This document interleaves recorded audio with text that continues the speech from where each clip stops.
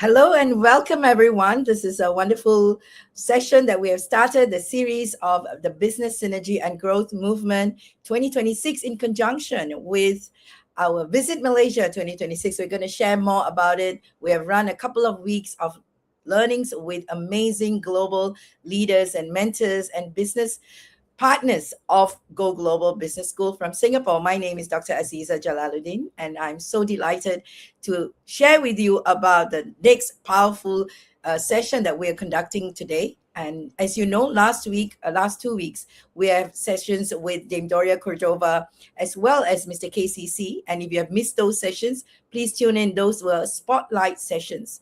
And in the Power Break series, as you know, this Power Break is about you with your organization and your team to be in your boardroom. So are you in your boardroom with your team? If not, quickly call them into the boardroom and have this Power Break time with them, indulging in very strong conversations and deep conversations with our global mentors coming to you free of cost. And you can also put into the chat any comments or questions that you have that we can answer. And most importantly, we will also be glad to welcome you to the studio if you have questions, and we will put the link of the studio that you can join in. Today in the Power Break session number 2, number 1 was all about introduction to the whole movement that we have put together. As you know, it is really the movement of humanity, where we have put together not just 20 plus live sessions with global mentors. We're having 2 major live in-person events in Sabah, East Malaysia, which is our business destination for this year, as well as this movement is about igniting conscious co-creation, uniting business leaders, entrepreneurs, and professionals in community built on the proven Go Global Conscious Capitalism framework. We are here to shape and reshape your organization, your teams, and support in your journey in clarity, in going global, and also investability, bridging you to investors with impact funds. This is really about social and economic imprint and footprints being created in and from Malaysia, and also across Asia and beyond. So that's why you're going to be meeting all these global leaders coming to you in your space today. And I was telling the speakers or the guests just now that I was a little nervous because I am really very, very blessed and grateful to have these 2 veteran, legendary leaders in our room today. We're going to deep dive into a very strong, important theme of aligning heart, brain, and business, driving our organizational growth, which is the core of today's world, where cutting-edge science meets conscious leadership and future trends, areas that directly influence how we build resilience, innovation, and truly impactful organizations in the midst of a very uncertain economic development in the world. So with that, I'm so honored and privileged to welcome our 2 guests, Mr. GUNTER CONRAD from Germany, and he is an amazing human being that we have met many times online, the creator of GIGA Trend. He has more than 3 decades of experience working with some very huge organizations like Accenture, and the last position he had was as a VP for Asia Pacific, leading more than 3,000 consultants globally. And he will share more about his experience. And we also have Mr. Dr.h.c. SAMVAT, and he is an inspiring choices leader and one of the largest and leading holistic clinic from Australia. And he also has a community of inspiring iHeart coaches where he has his programs, and he's also an author of books, and he's coming up with some very exciting programs for Asia and the global market. So with that, I'd like to welcome these 2 human beings. I cannot say enough about them because I'm always wondering what else am I going to miss out, so I better call them on. And thank you so much for the both of you joining us today. Thank you, Dr. REZA and Mr. GUNTER, for joining us. Great to be here. Yes, indeed. GUNTER, can you hear us? I don't hear you. Okay, so you want to go ahead and come back? Thank you. So let's get into the call. And I know we have given you a few heads up on how we can take this conversation forward. This is really going to be a conversation. So I really want to thank you. And, when I first met you in the event in business school in Phuket, what really inspired me was the way that you actually shared the power of our heart and brain and coherence, right? That's a very strong conversation. For those of us who knows Go Global and attended our acceleration program, they would have been hearing me talk about this. Like, okay, this is how we get into our heart. This is how we're going to grow ourselves and how we're going to take into a new dynamics of growth. But when I met you, it was like, oh my God, there is a solution for this. And when I went through my session, and I know you told me it's just the first one, it already blew my mind. So I'd like to have you share with us, I mean, give a little bit of introduction to the work, and also how can someone talk about elevating leadership through heart brain coherence? I think Gunter is on mute. Yeah, he can't hear us, so he has to go out and come back. So I let don't him, think he you have knows to that. leave and come back. Good. You Can, have to email him oh yeah, or. yeah, he can't hear me too. Right. So go ahead and I will put the chat group for him to see.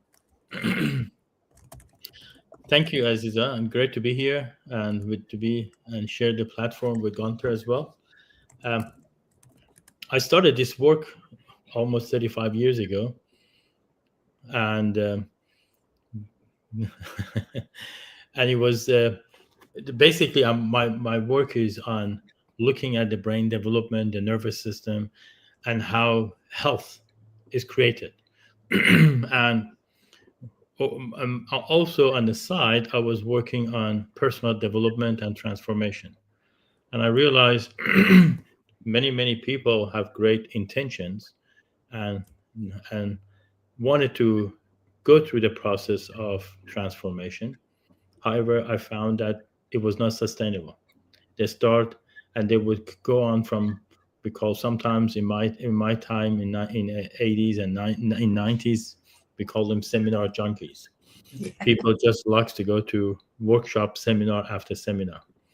And it wasn't until I started to, at the same time I was working with children's brain development, and I realized that there was a lot of these children's, as I was working with, they were showing a lot of signs of transformations at an early age, the exhibitions of certain value system within the nervous system that I was having challenging for the adults to embrace through the transformation. I started combining them together and started to experiment and work. And I really realized that we, as a human, we create our world based on our ability to perceive and interpret the world. And so organizations are no different. When I start working with corporate leaders, I realize even though a corporation may have a great cash flow, but it doesn't necessarily mean it's conscious. And so it's a different, and a conscious organizations or conscious human being is a system that it can, like Buckminster Fuller says, it can withstand a lot of load under complexity. And what happens here is that as we evolve as a human being, as organization becomes more and more complex, the load and increases on our body, on our mind, on our organizations. But what does it take for it not to collapse? People quit jobs, people change jobs, relationship falls apart, people develop mental health issues, they develop diseases. What does it take for this does not happen? And is all of them at some stage causes to collapse? And that was my investigation for the last 35 years, to realize a correspondence between the human nervous system and the same time a nervous system of an organizations. And and we trialed it in the big organizations in early 2000s, and we were able to actually see a global organization with extremely successful and because they have a cash flow, but in the internal structure and nervous system was suffering. Yeah. They had the great leadership they have, but there was a lot of uh, burnout. There was a lot of conflicts, but people had to either put up and or basically like what we say, put up or shut up, because they couldn't contribute to the growth of the companies. That would they leave and would they would find other jobs. And I was very fortunate that one of the leaders of these organizations, corporations, made executive decisions to invest in the wellness of the management system and the implement, and mostly the leading groups. And we were able to work with them over the period of 12 months, and we could see the transformation that occurs with them, and in the levels of interactions, in level of service, conflict resolutions, flexibility, moral ethics. It was very, very powerful to see that shift to happen. And I can see that always in my personal. I couldn't get the support that I wanted with the corporations because it's a fast-pacing environment. The people are just so focused on success outcome, that there's not much time spent on internal transformation unless individual within organization on their own accord started to pursue that line of activity for themselves. But it doesn't necessarily happen. So what I discovered is that the human development is spiritual, ethical, psychological, or biological. They're not random. They're all like a macrocosm within the macrocosm. They follow a certain lawful principles of coherence. And coherence is it's a terminology that means the principles that allow bodies to regulate themselves, minds to integrate complexities, civilization to endure without collapsing, countries to flourish and succeed, despite uprisings, in any form of a belief system. Is there coherence? So, the last 35 years, out of my personal experience, I've been working on how to create coherence within the living system.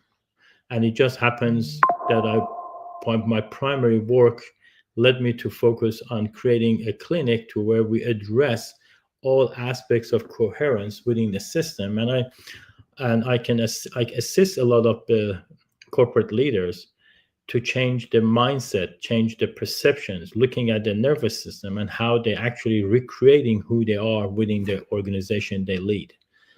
And there's a very small percentage who have the courageous enough to take it on board, but unfortunately majority is too much, because they don't have time to put a foot on the brake, stop for a moment and self-reflect and create a new trajectory.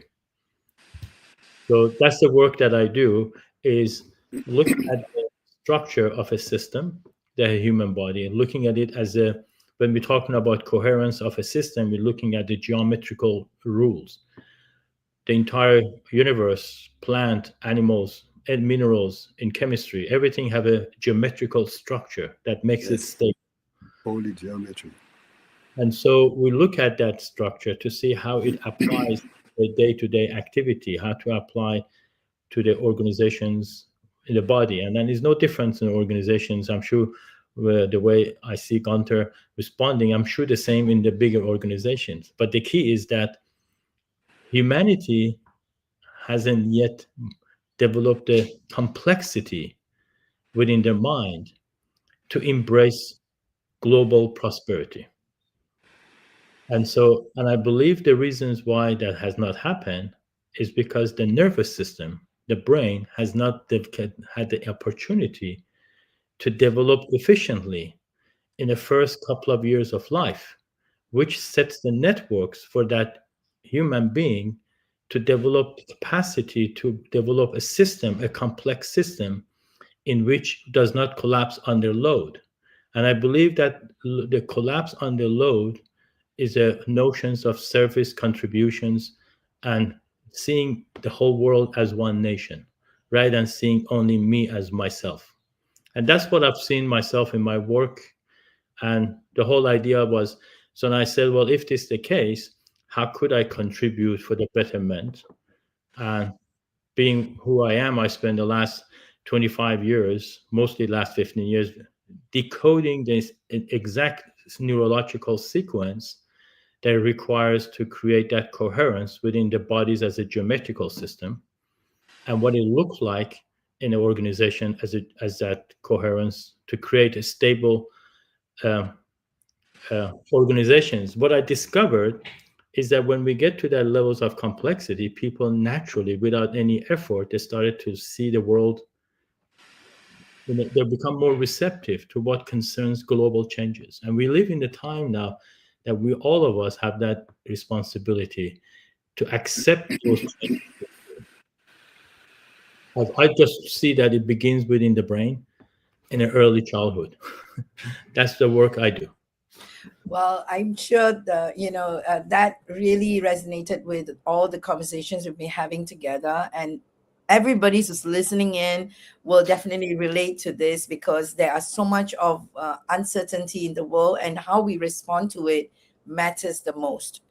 And I'm so glad that we could have this conversation. And I want to ask you another question shortly. And I know you have an exercise or a technique that you're going to teach us as well in this session. So I'm so looking forward to that. And as we speak about everything that you shared, Gunther is like, yes, yes, that's what it is all about. And for sure, the dynamic that Gunther you have created using the GIGA trend, the model that we have been talking about, and I'm gonna, in a while show that page to everyone. I would love everybody to look at, give a basic understanding of GIGA trend. Maybe you can do that while I pull out the screen, the page, and we're gonna ask some questions around the GIGA trend that you can give, people can assess for themselves where they are at and give some context to it. How about that? Okay, very good. Can you hear me? Very well. Okay, what a change. Okay, I'm glad. Okay, I think I need to give some introduction first. Basically, we are talking about the evolution of mankind. Maybe even the first sentence of introduction means that some of the knowledge I'm going to show you right now may be strange for some of you. And the principle of what I'm talking about always is everything is offered on a silver plate. You take it or you leave it. Because I cannot, this is not that I'm sitting here and say everything I'm saying is right. And even everything I'm saying, in fact, doesn't come from me. It comes from my masters or from the books of very advanced souls which are here on the planet. So that's basically the principle, please, which we should recognize. So, okay, we are talking about the evolution of mankind. And this evolution of mankind is structured in a very precise manner, and it has a goal.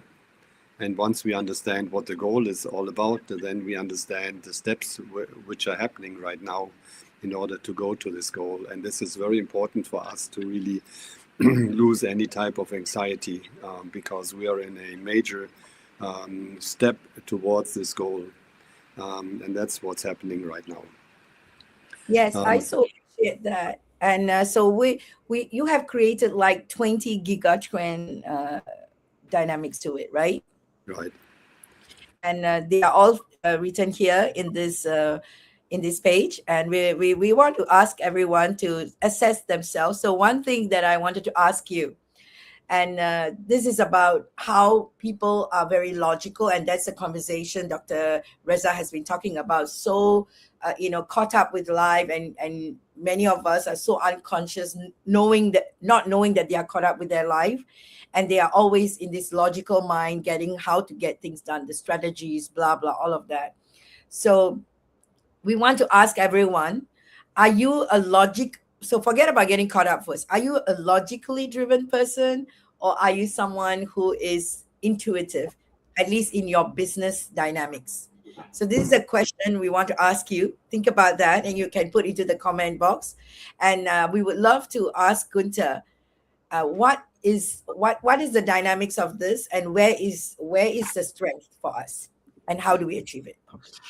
Okay, in order to understand this in more detail, I need to explain that what intuition is.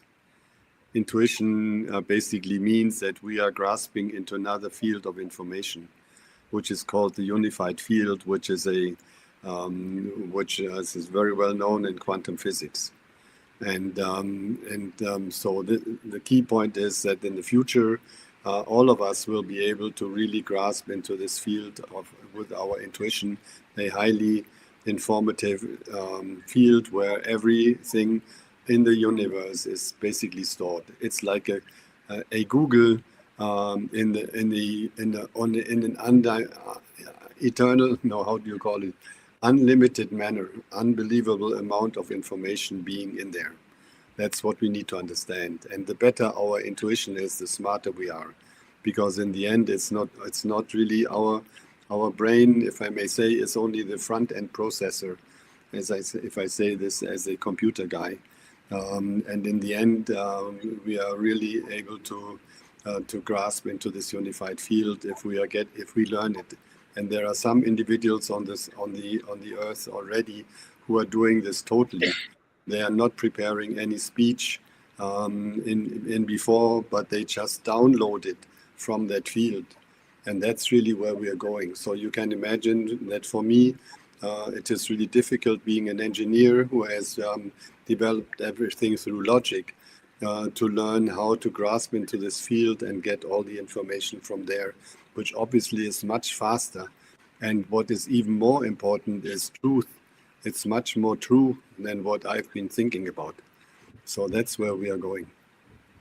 Amazing. Yeah, I so appreciate that. And that's Giga Trend number 5 that we have shared with everyone. And this is a part of the ecosystem. We're going to send you the link to this conversation. Can you go one further down on the website? Yes. To 5. Oh, you see already the 5. Oh, yeah, yes. There it is. Yeah, it is. And of course, everybody will look at 5 and 6 together, because when you go into your intuition, it works on fear first, because you're like doubtful, you don't know whether it's going to work. But I think this whole Giga Trend conversation is probably a very strong one. We have actually done a separate session and an introduction focusing on some of the trends and how you do it in another video that I will also put into the link later on for those of you who want to watch it as well. So that being said, let me just stop share here. We also want to discuss about the dynamics of what I spoke to Dr. Reza many times as well, is how what are the basic daily practices that someone can do. Maybe we can get into one of those practices now, or shall we do it at the end? What do you think? Yeah, probably a little bit later. Yeah, we'll do it later. We'll keep the best for the last. Yes. So so now when we are speaking into, just now you talked about assessing the dynamics. Sorry, just a moment.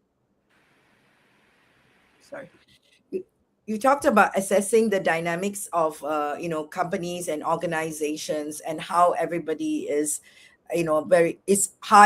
brain centric, is logical. So what are the activities you actually engage with people to unlock this within the organization? We're actually really excited about you joining us in June in Sabah. So that's going to be a great gift for all the business leaders coming in to experience you live as well. So, but tell us a little bit about what are the ways that you work with organization and individuals. Usually with individuals, if you want to go to can you go to my website? Yes, sure. And then if you go to the website, and then if you scroll down, there is a Wheel of Life. Oh, okay, I'll go there. Just continue speaking. I'll go there. Yeah. It's organizations. I mostly work only with leaders who's willing to, they're the one who make the decisions. And so if they don't want to make decision, individuals on their own accord, they change. And when they realize the organization no longer in alignment with their vision in life and their passions, they move on to the others. And the key is that to finding organizations who are willing to hold that space for the the employees and everyone to assist them through that change. And as I said, it happens in 1999 to 2003. There was a massive global shift, but somehow it disappeared, and so started to come back again, but not to the same trend. There's so much energy being put on longevity, wellness, living longer life, creating prosperity. But in my work, I just don't see the complexity of within organizations to want to see how they could contribute to the wellness of the entire humanity. That's a very unfortunate. It would be nice, it would be great, but it's not happening. If you look at the picture, what I always ask the question is for myself was why. And just like Mr. Gunter, I was blessed to have a very powerful, very lovely advanced souls as mentors early in my life, and both East and West, to assist me in the process. We all need some levels of mentors. We can, otherwise we create world in our own image and maybe a false positive images. But basically, when you look at that picture, is I realize that at the end of the day, who we are today, we have to accept it. We are a human being and we got a brain. We do have a heart as well, but we have a brain. But everything, regardless of what it is, even though that even when we have the capacity to access the information field, that information has to be interpreted through the neural networks in our brain, because if you're going to speak it, then we have to then go through the networks in the brain, and for us to create meaning of it and to be able to express it. To create that expressions, the brain has to go through stages of transformation. It has the capacity to be in alignment to as an intuitive means. It's a very plastic. Brain is the most flexible, most plastic piece of equipment. It's a matter of has it been properly trained, like a child who has a few access to its intuitive powers in early childhood. And what is it makes a child so intuitive, as an adult not as intuitive, and they don't trust themselves as much as a child does, is because of environmental conditioning we have had. So when we look at the brain, when we look at the number one, if we call it about the structure of the physical, it's basically, if I have to be very simple to tell you, I give you this picture here. This is our brain. I give you very simple, that's how I do it. 3 minutes explanation to how it works to my clients. We have a lower part of our brain, which is responsible for survival. We call it animal brain or reptilian brain because it operates very similar to animal. When we are born, when we are in the mother's womb, we are going to prepare ourselves to be born in the jungle. So our brain prepares itself to be born in the jungle, similar as a child does, an animal does, as the first primary system that allows the child to develop the capacity to be prepared itself to be born into the jungle is the auditory system. So the sound is primal networks that develops in the brain that allows in the child to recognize a sound as a means of detecting danger. Just like if you have a pet, immediately when they hear a sound, they jump. When the child is born, then the mother immediately holds the child. That makes a child feel safe. Animals do, like dogs, they grab the neck, bite the back of the neck. A kangaroo put them into the pouch. The mothers put them on the chest. That immediately tells the child you're safe. Then the child goes through a series of developmental process, and animals do, that they make close to 39 movements in early childhood. These 39 movements activates the networks in the brain to prepare the animal or the child for fight and flight and reproduction and digestion. They'll learn how to fight with the enemy, how to run away from enemy, how to chase after the food, to digest, how to sleep and prepare themselves, everything we need to do in the jungle to survive. And then by the time we feel safe, We know how to protect ourselves. A child makes a first step, which activates the limbic brain, which is the limbic brain is how we interact with our environment. So immediately the child learns how to interact with an environment, and then how we interact with our environment tells us how we pose the posture of how we interact with the environment. And in the children's and animals all have 4 primary emotions that exhibit in the early childhood, which is if they don't feel safe, they run. They always, if you bring a dog in a room, they can't sit still. They're continuously in motions. And then when if they see the danger, they're going to try networks. And if the danger is high, the animals or a dog bark. We call it for humans rage networks. And then we go from rage to lust networks. These are the 4 basic. Lust means I want it now. These 4 networks exist in our basic environment. You go to a shopping center, you see kids on the ground screaming and yelling, and so or if they don't feel safe, they can't sit still, and they get misinterpreted and by the teachers or the adults that they've got hyperactivity, which primarily is not hyperactivity. It means they don't feel safe, or they become withdrawn, or when they meet challenges or anything happens, they withdrawn and they go cry, or they scream and yell and throw tantrums. Now, network, these are all natural. We don't have to worry about them because it's done only to protect a species. From 3 years to 25 years old, the higher cortex develops, which allows our cognitive thinking, our executive functions, allows us to be able to do creativity, reasoning, problem solving, complexity. Once these 3 work together, in alignment to how the work is supposed to structure, was supposed to work together, around a certain time, something happens that the brain started to develop coherence with the heart. And the heart, we know now, is a center of divine attributes and transformations. So this is where, if everything goes well, the heart kicks in and allows that person to move into the next evolutionary phase of love and gratitude and complexity and service and the holding global consciousness. But it doesn't happen so beautifully. Children in the early childhood have trauma, a lot of trauma, birth trauma, sicknesses, injuries. Mothers experience a lot of trauma. The child stays in the fight and flight mode.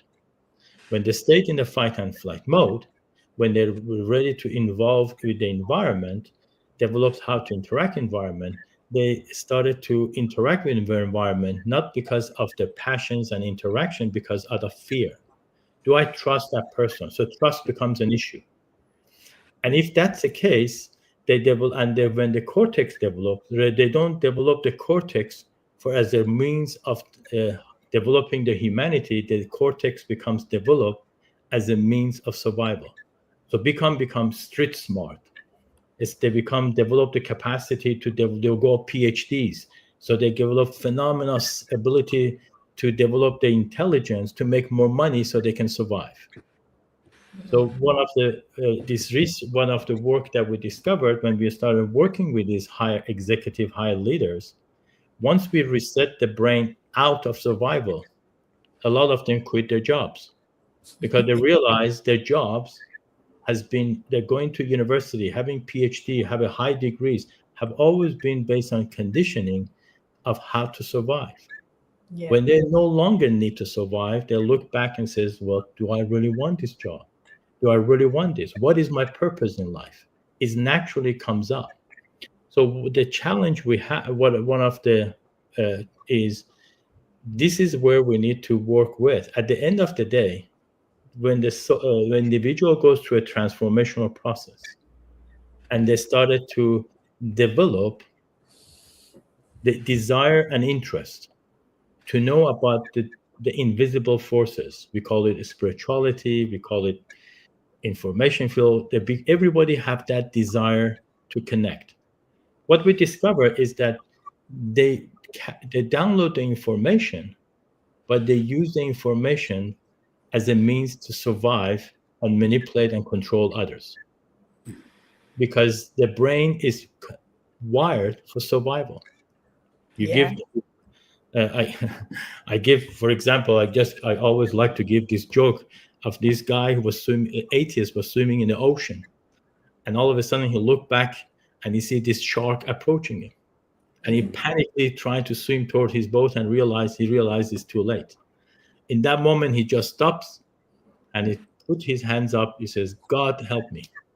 In that moment, the time stops, the clouds opens up, and this light comes down, and this voice speaks to the man. He says, "My child, all your life you denied me. All of a sudden, in the last minute, you want my help." And the guy said, "Well, God is correct." And he started thinking what to say. He said, "Well, God, not me. At least make the shark believes in you." And said, "So be it." And the light retracts, goes back back up, and all of a sudden the shark was about to bite the man, which retracts back, put his fins together. He said, "Dear Lord, I thank thee for this meat which I am about to have."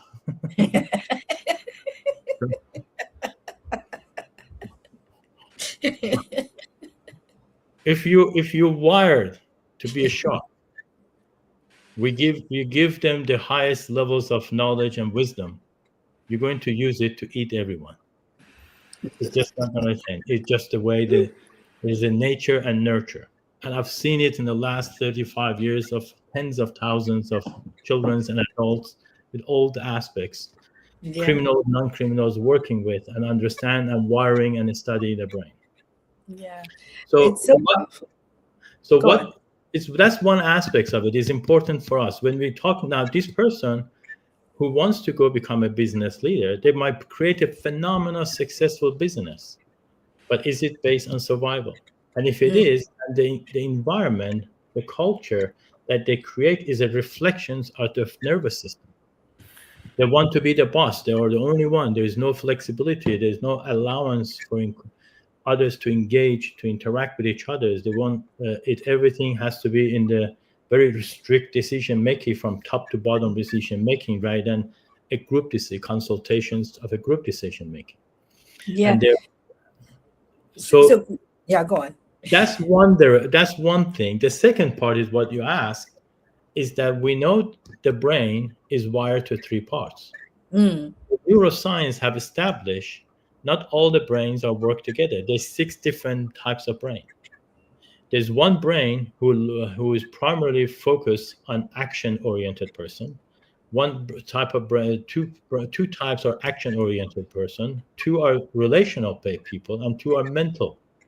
So not all the brains are the best. It's very important to know that, because if you're a mind person, you're continuously thinking, and you interact with someone who is a relational person, and you kind of reject each other because they're not interested in interacting. They're interested to make decision makings. They're interested to processing data, informations, where the person who is relational dynamics wants to interact, wants to create connections. And so when they don't understand that, then they started to reject each other. When they reject each other, they become heartful. There's a feeling of rejections and a disappointment, which is unnecessary, which triggers further chain of reactions of decision makings. And we see that in organizations. People don't understand. There's a lot of rivalry, there is a lot of competitions, and unless at the end people just become distant and they just follow the rules, they become like okay, tell me what I need to do. But that person is not evolving in that organization. It's just surviving, which we see that all the time. I'm sure that Gunter has probably experienced that himself throughout his own lifespan. So it's understanding that is so crucial.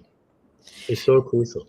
So what actually is happening is, it's interesting that we started talking about Gunter's trends on, moving into fear and trust, and then you start emphasizing on that and expanding on that conversation.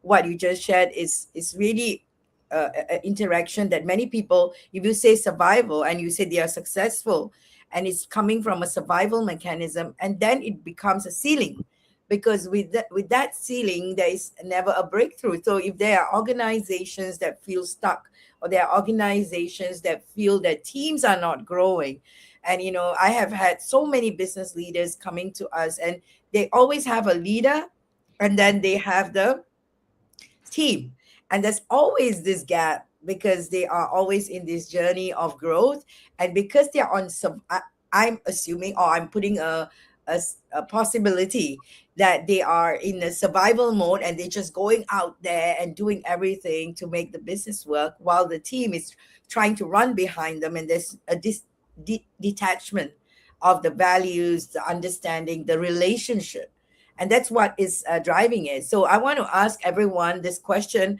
that is related to a giga trend, and then we can look at how. So let me go to the question, because I just want to be sure I'm getting the right giga trend in place. Is, think about the way that you are leading your team, right? Are they instructional? Are your team order takers? How are you interacting with your team? Are they very good order takers? That'd be great, right? They're gonna be giving full instruction, and most people define their team as, oh, my team is fantastic. They do exactly what I want them to do. So Gunter, tell us a little bit about that. What does that contain? What giga trend number should we look at, and what is the context behind this? Okay, thank you very much. Can you hear me? Yes. Okay, we're talking about giga trend number 15, from commanding to self-regulating. So first, thank you, Dr. Reza, for this very helpful explanation of what's going on in our brain. And here I am, as I'm talking about evolution. I think there will be some major changes going on in the brain as well. And I think I just need to say that the children born today, in my opinion, have a different structure, and it would be really interesting to scientifically search into that one to figure out how the brain is going to change, because we go into the new time. Now, sorry, but that I just needed to say this. As we are changing our leadership style, also in together with part of this evolution of the mankind, the top management will be more in a role of moderator rather than command and control. And that is really the giga trend, and we can really see it. It's happening already, at least in my environment, and I'm sure in your environment as well, bit by bit. I think the key issue here is to really make sure that there is the crowd intelligence being brought to the table, and not only the intelligence of the leader. Besides, to really empower every single soul in the company to bring their best to the table. And that makes companies so much stronger, because there is all this variety of different souls in the company for a reason. And if they would only listen to the command of the leader, that would be the limited intelligence of the leader, which is driving the whole thing, which is just a disaster in the future. I think this is really very, very important to recognize. But I also want to show that this is a real danger for the health of the leader, because many leaders who are unable to change are ready for breakdown and for burnout. And here in my environment around the lake in Bavaria, there are clinics for burnout. That's where all the leaders are now, who are so frustrated that their decisions are not followed anymore, because the computers make the decision parallel to them, and their position in the corner office has no importance anymore. So that is the direct effect which we also have to see, and I'm sure Dr. Reza can say similar things also from his experience.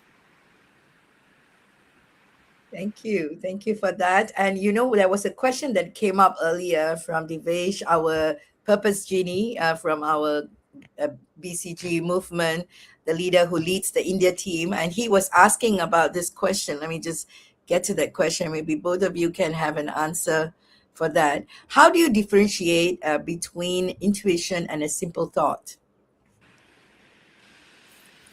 Who do you ask? Well, both of you should be answering this. I mean, I'm happy to have both of you contribute to this. Okay, this is exactly one of my challenges. I've learned to become a seer, to really grasp into the unified field and trying to use my intuition.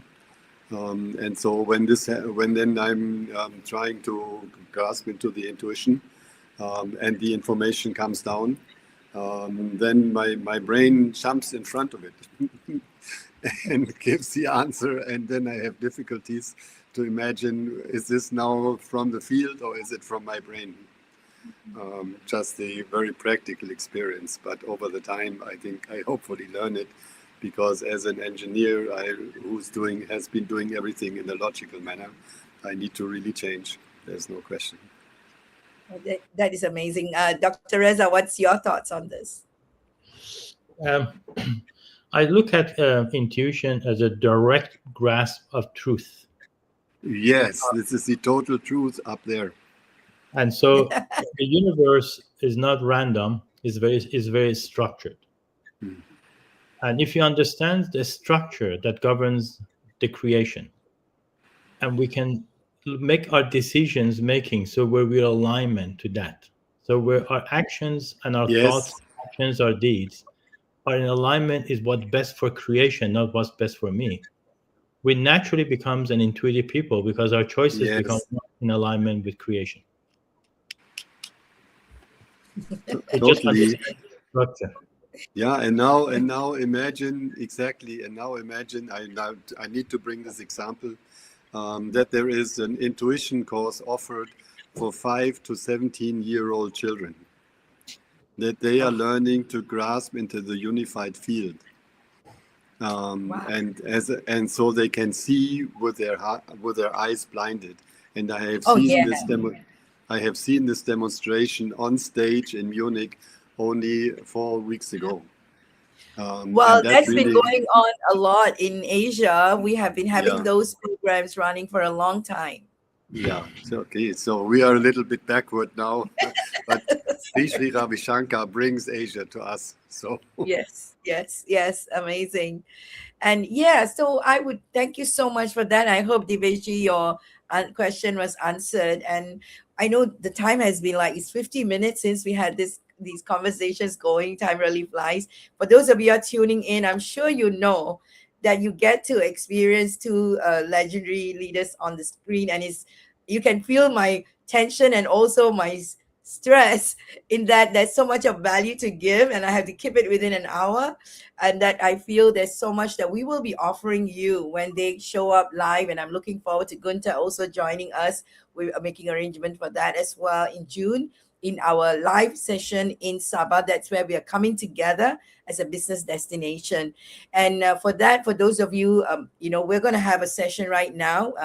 Dr. Reza is going to give us a practical activity that we're going to engage with to understand this, and he's going to give us some context around it.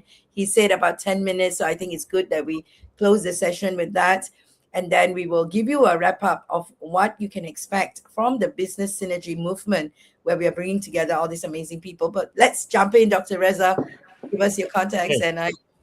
And I just quickly, that exercise relates to the structure. What we understand, the structure of basically is important to know that the structure determines the ethics. So is what we know is that when the structure, so does the emotional regulation, so the ethics, virtues, everything goes back. And what we need to ask yourself the questions, if you have a system, we know the disease occurs when the load on the system is greater than what the system can manage. When organizations fails is because the load on the system of the organization is greater than what it can manage. A lot of organizations today, with a rapid expansion of technology, are growing so much, but it is also putting unnecessary stress on the system, because the system or organizations managing it is not able to hold on to it, so the system collapse, and it shows itself in a form of depressions, in a form of burnouts. It's all about understanding how can we improve the integrity of a system, which we call coherence, so it withstand pressure. What Buckminster Fuller always used to say, they always said, always ask, what would it take? What's the maximum load a system can withstand without collapsing? So we know the system we're talking about, just briefly, it has to have a center. We call the center of where it is not the center of the pressure, is where is orientations. Just like you put in the old time, you put a little pin and then we have a strings and you draw a circle. It's a point of a clear point of orientations. Now we need to have a direction, and so the direction would be our goals, our intentions, the vision statements of organizations. We need to have a direction, a symmetry is how we're going to achieve that, the value system. Then we have to have a boundaries, is we call boundaries of any geometrical forms, is very important. Those are non-negotiable values and virtues that we practice in our life. For example, the boundaries for our life would be our sleep, breathing, how well we breathe, going to sleep, emotional regulations, and our decision making, and the food we eat. Those are non-negotiable boundaries we need to respect. But if we don't have that, we go to bed whenever we want to. We eat the not unhealthy foods, and our energy system erodes. We go into the survival aggressions. We can't regulate our emotions. This system cannot last long. It collapses. And it's the same thing with the organizations. If the boss becomes the center, means it becomes hierarchy and it won't work. It would collapse. The leaders, the managers, or the CEOs inspire people to grow, but then each person, it might give them the direction, but there has to be a collective collaborations and shared vision for this to be able to take place. So it's very important. And not only that, once we have a center, we have directions, symmetry, boundaries, and then the return. Return is ability to self-correct. How quickly do I recover? When we have conflict, how quickly can we resolve our conflicts? When I get sick, how quickly can I recover from my sickness? When I rest, how quickly can I recover? When things go wrong, how quickly do I self-correct? If I do something wrong in my environment at work, how quickly can our team work together to correct whatever needs to happen? Is the ability of learning the lessons from a mistake we make and repair and return. So these are very important. And so if we can understand that, then we can say, okay, what can I do every day to create stability within my system as a person, who I can create a structure that can withstand load. Because if the environmental load and internal load exceed my system, then I will collapse. I get burnout, I get sick, I get angry, I become unflexible, and I start to do everything out of survival. That's not what we want. So what the first thing is we do is, how can I create coherence that connects me back to my heart, not back on my survival brain? By doing that is very, very important. So let's just do some exercise. The first exercise, how to center yourself. So it's restoring regulating the nervous system. So you walk, the idea is like you sit down and you take just hold your hand, put your right hand on your chest and your left hand on your belly. And by doing that, you just take a couple of deep breaths. You can do it count from 1 to 6. Hold the breath 1 to 3 and breathe out 1 to 6. And this time, as you're breathing in and doing 6-3-6 breathing, just say to yourself, am I regulated enough to be trustworthy right now? So breathe in and just ask yourself, am I regulated enough to be trustworthy right now? And breathe out. This is very important because this regulated system, the first thing that happens is it loses trust. The integrity of the legs of the structure will start to wobble. I might lose my trust in my environment. Others lose trust in me. So am I regulated enough to be trustworthy? So you can do it first thing in the morning. You can do it when you get to work. It could do it for probably 5 or 6 breaths. And then you ask yourself, the second part is, how do I give myself direction? So that's the center. So is a direction. Direction usually comes from intention. So now as you're doing the breathing, just ask yourself another questions. What is the most truthful direction for me today? What is my longest to-do list? What is my loudest demand? What is just one truthful directions? What is it I need to achieve today? That gives us intention, it gives us directions. Then you go and you look at the third part, what we talk about is we look at the curvature, because everything has curvature in any structure.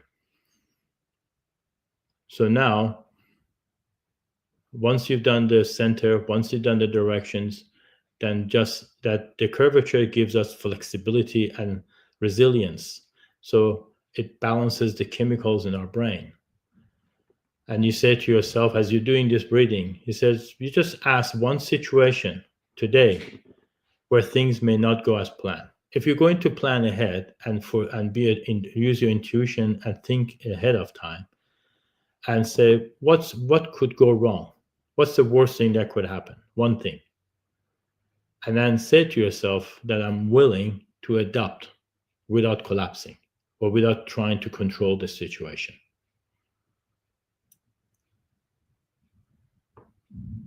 You could, at the same time, to engage your body, especially with this, you could relax your shoulders. You can do some shoulder rolls.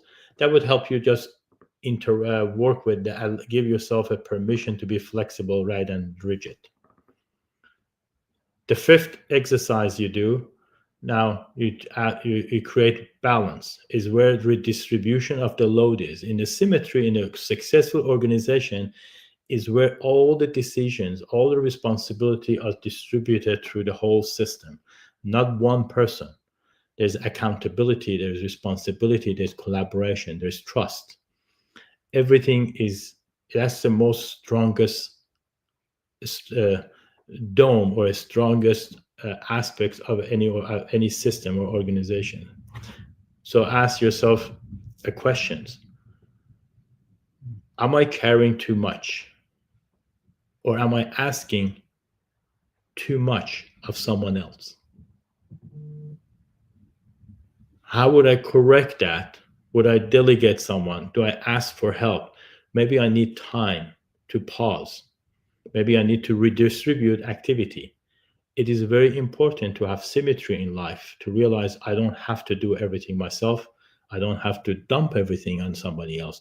I need to practice fairness, nobility, unity without dominating, and trying to distribute the load. And the boundary aspects, the quality of the structure, he says, what protects what matters to me is where you put boundaries. And you put one boundary for yourself. Could be your time. He says, I'm going to finish at 5, right? And say, I finish at 5, and yet you won't go home till 10 o'clock. Look at your energy. Do I have how would I make sure that I don't burn myself out today? So I will end this meeting at this time and stick with it. Many times I go in a meeting, I have an agenda, and I'm thinking I'm going to be done in 1 hour. When the 1 hour, when it comes to 5 to 1, I realize from 10 items, I've only done 3. I don't worry about it. I stick to the time, I go. Nothing changes. Everything carries on and continues on. And you ask yourself again, you set boundaries. I will end the meeting on time. I will say no without any explanations. You don't have to accept everything. I will not use urgency to override respect.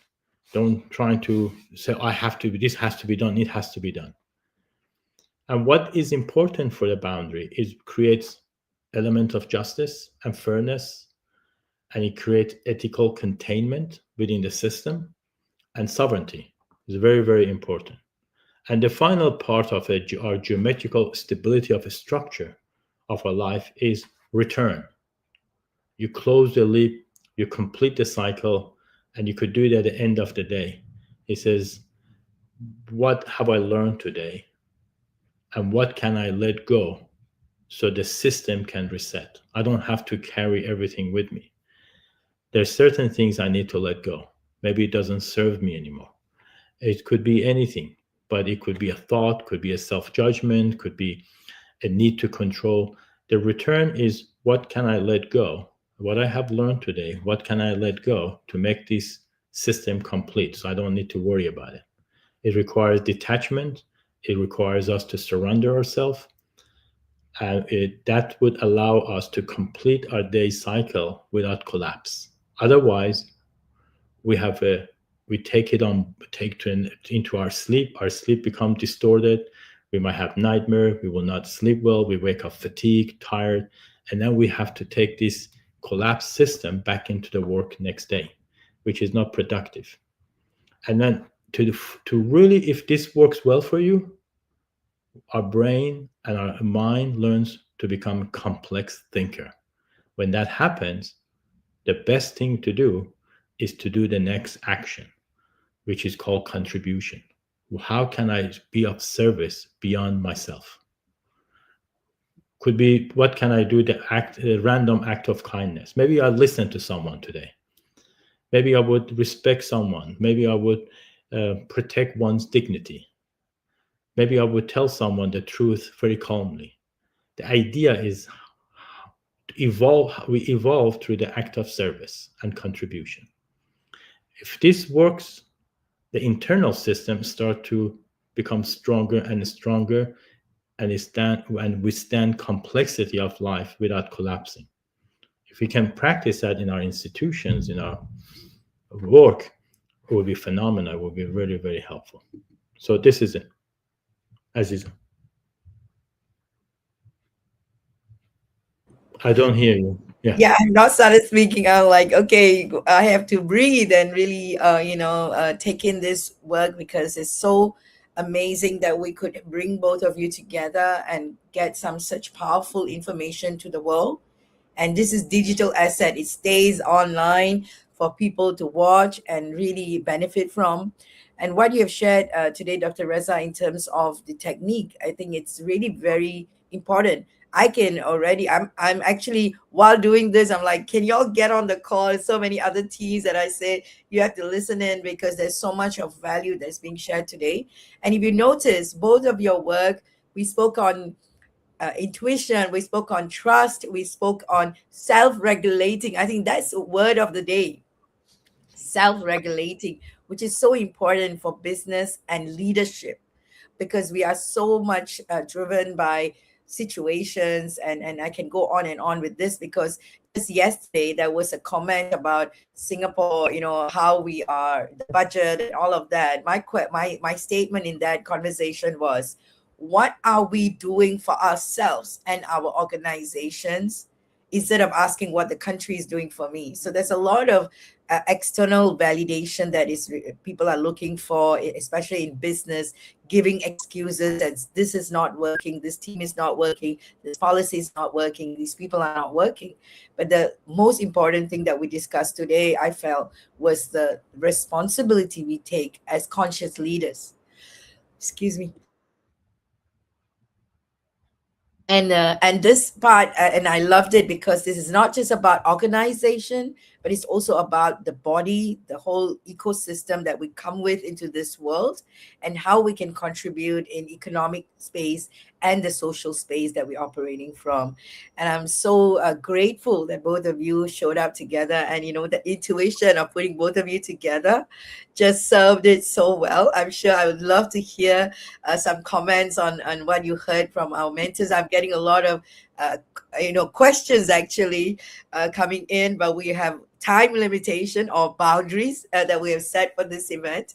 And so I really want to say thank you for joining us, for those of you who are tuning in, and for those questions asked. And we will be tuning in to our mentors and get them to answer it.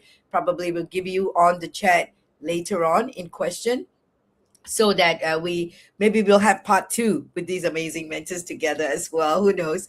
We look forward to that. And definitely for those of you who are listening in, this is part of our Power Break series on a bi-weekly basis. Twice a month we are coming together on this, I think, first and third week of the month, where we bring you our mentors and leaders who are sitting in your boardroom right now, if you're tuning in with your team, giving you powerful information for the growth of your organization, for your leadership, and moving on for the next almost 20 over sessions are going to be conducted in your boardroom. And you can join us and get updated by clicking on the QR code that will give you the access to the activities and alignment that we are creating through this movement that's coming to you with all our heart for your upliftment and for your growth in your organization, in going global and getting access to capital and investors that can really grow you in your conscious space.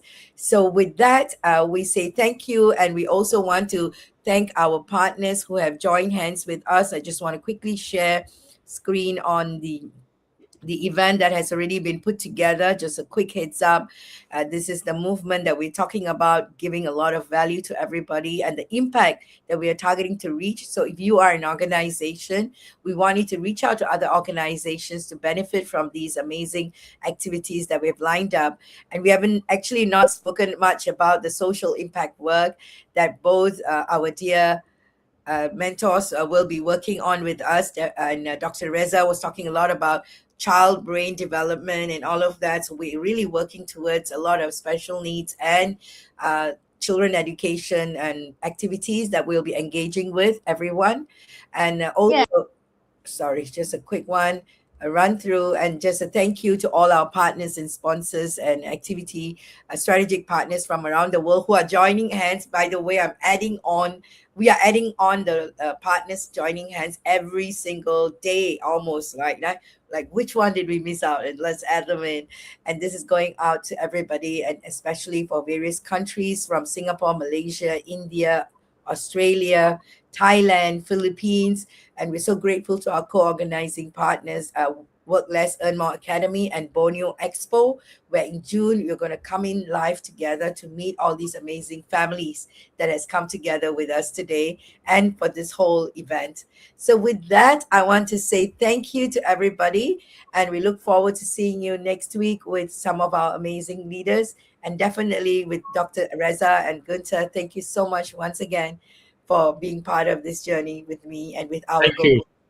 Thank you for your love and contribution, and great to share this space with you, Gunter. Thank you. Yes, thank you. Thank you. And we love to have a one Thank you. word. I would love to have a one word or a sentence or two on this movement and how you feel about coming together. As I said, I'm very inspired with your dedications for global transformation. Thank you. Look forward to contribute. Thank you. How about Gunter, yourself? Congratulations to setting up this format and driving into the future. This is a very important role, because getting into the future is not easy for every one of us. And transformation really is a challenge. And you have a very important role of helping everybody in your ecosystem to go through this transformation. Thank you very much. Thank you. And this is for all of us, and it's definitely for all the organizations that's joined hands together. Thank you, everybody. Share, and let's come together next week. And we look forward to meeting you again. Thank you, and God bless. Bye-bye. Thank you so much. Thank you. Ciao.